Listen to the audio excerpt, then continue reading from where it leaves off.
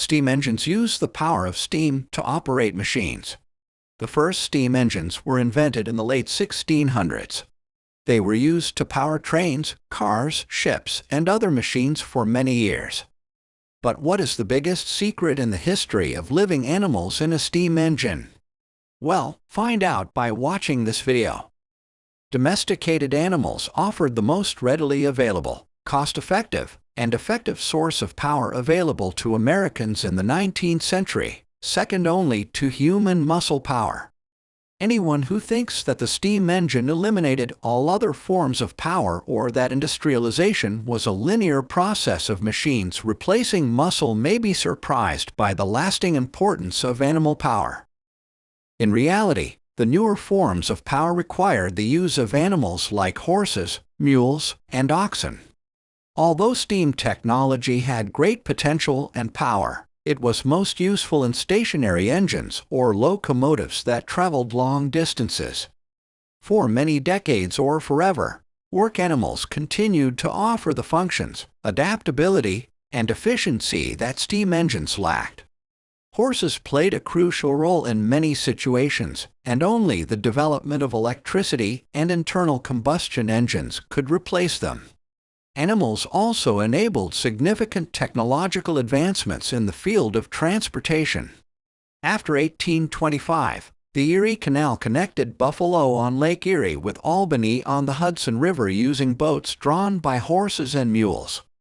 The towpath's flat, hard surface allowed horses to easily move heavy loads along its relatively frictionless narrow water surface. A single horse or mule could pull 30 tons of freight per day on a canal boat, compared to 4 horses' ability to pull 1 ton of freight 12 miles per day on a rare good road. The Erie Canal reduced transportation costs, sped up New England manufacturing, opened the upper Midwest to settlement and agriculture, and permanently caused New York City to outpace its seaboard rival cities. However, with animal power, the canal would have had much use and most likely could not have been built. After the canal was widened in 1862, steamboats began to replace horses and mules. Railroads powered by steam were excellent at moving people and cargo between locations. However, when a train stopped, it was confined to its rails. The adaptable, self-propelled mode of transportation required to move people and goods from railroad depots to shops, warehouses, and homes was provided by horse-drawn vehicles. Railroads transported troops and supplies to depots during the Civil War, but hundreds of thousands of horses and mules allowed for actual army operations. The horse-drawn railway system contributed to urban expansion as well. The traditional walking city had a 3-square-mile area and a diameter of about 2 miles. Horse railways, which first appeared in the 1850s, allowed cities to grow quickly, eventually resulting in an urban area of 50 square miles. Real estate investors paid to build horse car lines that connected new suburban properties to the city center.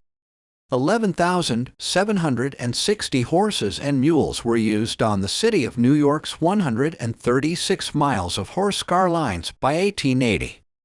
The significance of animal power in the 19th century illustrates the interdependence of power technologies and the non-linear nature of energy transitions.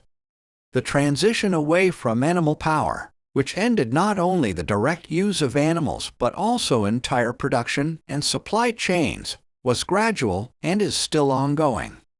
The transition happened the fastest in American cities and suburbs, while it happened much more slowly in rural areas.